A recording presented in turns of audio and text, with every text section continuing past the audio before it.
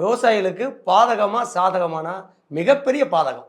எப்படின்னு கேட்டீங்கன்னா, விவசாயிகள் நாங்கள் ஆவலோடு எதிர்பார்த்தது என்னன்னா, கூட்டுறவு கடன் தள்ளுபடி வருமா, இங்கே நாங்கள் விளைவிக்கக்கூடிய நெல், கரும்பு, வாழை, சிறுதானிய பயிர்கள் இதுக்கெல்லாம் குறைந்தபட்ச ஆதரவு விலையை தமிழ்நாடு அரசாங்கம் அறிவிக்குமா, அல்லது தேர்தல் வாக்குறுதிகளை அவங்க கொடுத்தது போல 505 வாக்குறுதிகளை வாரி வழங்கியிருக்கார்கள்.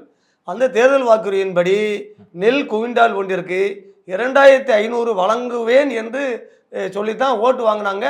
எல்லா விவசாயியும் ஓட்டு போட்டாங்க. இன்னைக்கு அது இடம் பெறல.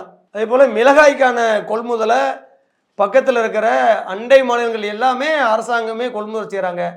தமிழ்நாடு அரசாங்கம் கெஞ்சித்தும் அதை பார்க்கல. கரும்புக்கு டன்னுக்கு 4000 தரேன்னு சொன்னாங்க.